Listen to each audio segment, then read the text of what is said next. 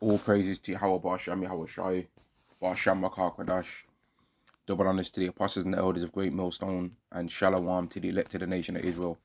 This is just going to be a quick video on who salvation's for, and I'm going to use the scripture of the New Covenant. The scripture of the New Covenant to prove it. And I was just watching a video where this Christian kept trying to go to parts of the Bible where it says Gentiles, right? And then he was asking the Israelite questions, and then when the Israelite would try and want to go to another part of the scriptures, he'd say, okay, does it say that in the text? Does it say that in the text? And one of the scriptures that he went to try and be like, oh, well, does it say that in the text was this scripture here? Right, this is Ephesians chapter 2 and verse 11. Wherefore remember that ye being in times past Gentiles in the flesh, who are called uncircumcision by that which is called circumcision in the flesh, made by hands, right? That ye were without Christ, being aliens from the commonwealth of Israel, and strangers from the covenants of promise, having no hope and without God in the world. So he tried to use that scripture and say, are Jews Israel? And then the Israelite was like, yeah. And he's like, but the people that he's mentioning, that he says circumcision and uncircumcised, that's an Israelite that's uncircumcised, and a Israelite that's not circumcised, right? And what these people that actually, let me just talk on that point for a second real quick, right? Because there's more of a population in the world of women than there is of men. So don't these people actually understand that there were more Israelites that were uncircumcised than were circumcised? Because the largest population of any nation is their women. So don't these people understand that there were more Israelites, because women don't get circumcised anyway? So there were more Israelite. There would have been women that are part of the circumcision, if you want to say that, right? But they had not actually been circumcised because there was nothing to circumcise. They don't have penises, right?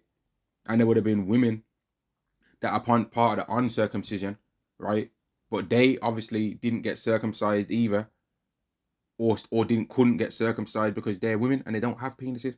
So trying to use the uncircumcision and circumcision thing to try and attack that whole point of Israelites getting salvation is stupid, because women don't get circumcised. Right now, he kept saying, "Can you find it in the text? Can you find it in the text?" Right, when the Israelite was trying to explain to him things like the circumcision are actually Israelites that had not been circumcised, and can you find it in the scriptures that Israelites have not been circumcised?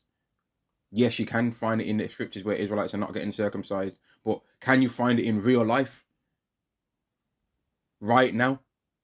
Which is, the scriptures are real life. I'm not saying the scriptures are not real life, but can you find it in real life right now? Can you find it in the modern day right now that an actual Israelite would not get circumcised? Or can you find it on the earth right now that people in general are not getting circumcised? So if you can understand that, right, then how can you not understand that an Israelite can be part of the uncircumcision, just like an Israelite can be part of the circumcision? Like, what are you people talking about? Which is called circumcision in the flesh, made by hands. The people that were calling themselves circumcised were saying they were circumcised because of a circumcision that was made in the flesh by hands. Now, was it only the Israelites that actually had the custom of circumcision anyway? No, it wasn't, because the Ishmaelites have the custom of circumcision. The Ishmaelites even do circumcision now. Right? They do circumcision now. There's Edomites that get circumcised right now. So being circumcised is not special. And him even going to the scripture anyway is stupid, because if he actually understood the New Testament and the scriptures that are in there, that person that was going to it, he'd understand that in the scriptures it speaks about the real circumcision is that of your mind. Right now, he kept saying, is it in the text? And I'm going to go to this, because whenever the Hebrew Israelite kept wanting to go to another part in the Bible, he kept saying, no, stick with this. Is it in the text? Can you read that in the text? So let's go to this. All right, because can you read any other nation being mentioned in this text? No, you can't. Yet somehow people try and make out like the new covenants for everyone. Hebrews chapter 8 and verse 8.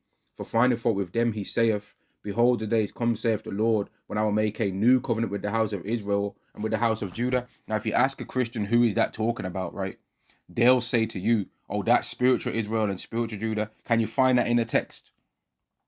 Since you want to play that game, can you find that in the text? Where does it say that in the text? Where does it say that? Right? Where does it say that in the text? Since you want to start playing silly games, Where does it say spiritual Israel and spiritual Judah in there? And what divides a Gentile being part of one of these different houses instead of the other? What decides? We've got an answer when it comes to the real Israelites. What would decide? Being part of the house of Judah would make you be part of Judah, Benjamin, and Levi, which were the kingdoms that were taken down by the Babylonian Empire. And being part of the house of Israel would be all of the other tribes that got taken down by the Assyrian Empire. That's the answer for when you're talking about literal Israelites. What's the Christians' answer when it's talking about when they try and say it's spiritual Israel? And does it say that in the text? Because the thing I said about the Israelites being taken down by the Babylonians, Judah, Benjamin, and Levi, even Christians understand that.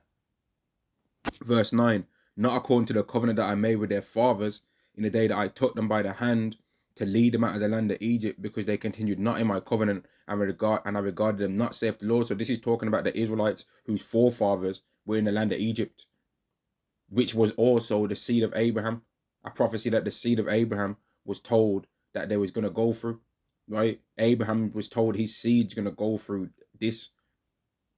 And Stephen spoke about this in the midst of many Israelites and told them about this. Told them about that prophecy that Abraham was given when he was cursing their ass out, man.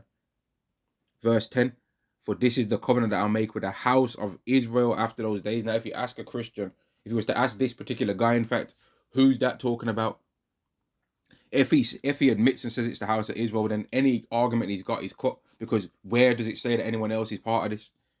And does it say it in the text, or are you saying that it says that in there? Are you trying to use your words and trying to misinterpret another scripture to try and say, see, so they're grafted into this covenant? Where's their name mentioned in it then? Where's their name mentioned? Why, whenever you read about the new covenant, does it always mention either the house of Israel, the house of Judah, or the house of Israel in general? Why does it only ever say that? It says house of Israel, house of Judah, and then in verse 10 it says the house of Israel, because ultimately the house of Israel and the house of Judah are the house of Israel, because they all are descendants of the man Jacob, whose name was changed to Israel. Now, the reason why it even mentions house of Israel and the house of Judah anyway is because the nation of Israel was split up. But if you ask a Christian, why does it say house of Israel and house of Judah? What are they going to say?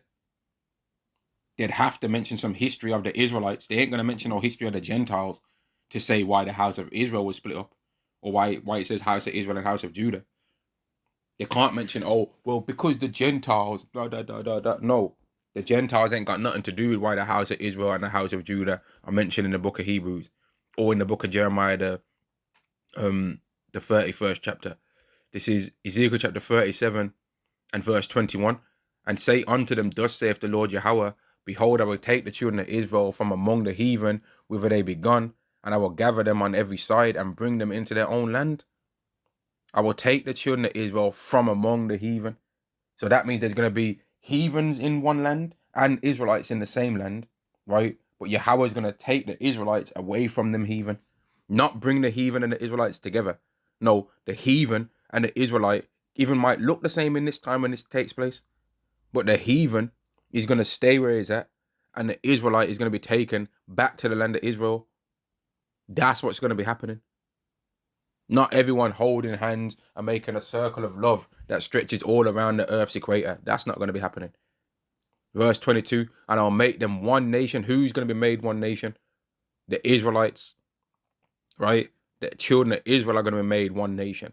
And I will make them one nation in the land upon the mountains of Israel, and one king shall be king to them all, and they shall no more be two nations. Now, was the earth, the whole earth, since if people like to try and play dumb, was the whole earth split into two nations? No, they weren't. And even this prophecy right here further proves that in the scriptures where it says, and through Abraham will all of the nations of the earth be blessed. Because the Israelites are a nation.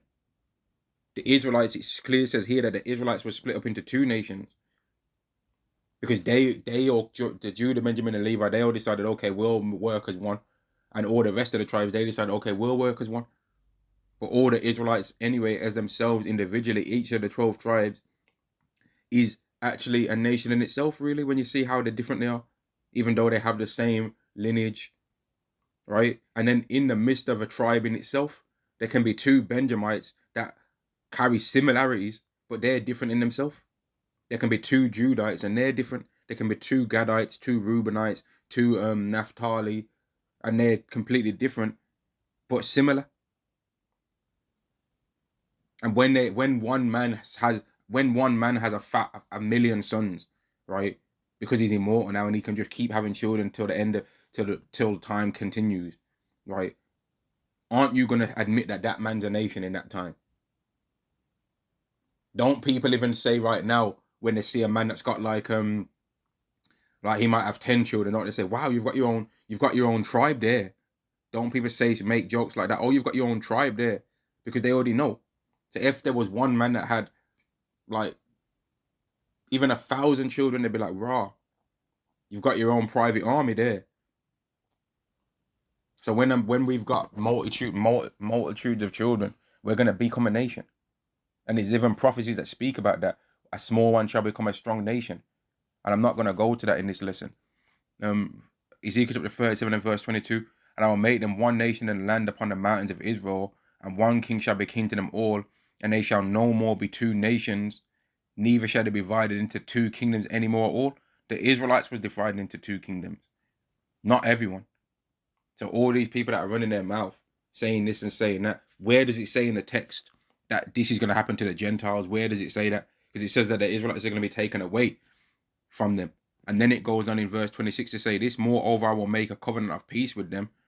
It shall be an everlasting covenant with them. So if God's making an everlasting covenant with the Israelites that he's took from among the heathen, where's there going to be space for the heathen to be grafted into it? Surely the heathen will get brought with them in order for them to become part of it. The old covenant was made, right? And Moses made 12 pillars according to the 12 tribes of Israel. He never made no 18 pillars according to the 18 nations that were on the earth. And he never said, you know what, because we're not supposed to abhor an Edomite, let me make a real close one. I'm gonna bind a rope around these two pillars because Jacob and Esau have got a common lineage. So because we're not supposed to abhor an Edomite, I'm gonna make a really lovely one for Esau, and I'm gonna paint that one red to really signify that that's talking about Esau. We're not supposed to abhor an Edomite, and he's gonna be part of the covenant too. That never happened, did it? That never happened. In fact, when Moses tried to go to the Edomites and say, you know what, we're similar, they was like, mate, if you try and come through this land, we're going to come against you with the sword. So I suggest you back up, man. And they did come against him with the sword. And Yahweh said, remember that. Yahweh said, remember it. Because when you end up in power, I'm going to tell you to try and get these Edomites, man. And he gave Saul that mission to fulfill that, and he didn't do it, and that's why he ended up getting taken out. But according to the prophecy in Obadiah, the 18th verse, right? The first chapter, 18th verse. Well, Esau is gonna that promise is still on him, man. For all of them to get exterminated, it's still on him. And whether you people want to say, oh, it's happened already or it's going to happen, it's still happened. Whether you say it happened or it's gonna happen. So God clearly don't love everyone according to your own doctrine. These people want to try and come with that. Is it in the text? Let me go back to it again, man. Where does it mention anyone else in this text right here? Where does it mention anyone else in this text? Hebrews chapter 8 and verse 10. For this is the covenant that I'll make with the house of Israel after those days, saith the Lord. I'll put my laws into their mind and write them in their hearts, and I will be to them a God, and they shall be to me a people. Where does it say any other nation in the text? Does it say? If maybe you know what, man, Salakia, maybe I'm blind. You know what I mean? Maybe if I hold my phone up at a certain angle, it will say Esau. So maybe you're supposed to read Israel backwards and it says Esau in there. You know what I mean? Maybe if I was reading it from right to left, I'd see a hidden tetragrammaton up in there that somehow says Esau can get it. I don't think so, man. You know what I mean? Or maybe if I spoke Aramaic, because these boggarts want to try and say, even though the scripture's language is Hebrew, you know what I mean? Maybe if I spoke Yiddish, then it would actually, I'd get the proper understanding that it's all for everyone. You know what I mean? No, it's only for Israel, man. I'm going to end the video there. Shalom to the elected nation of Israel. Shalom.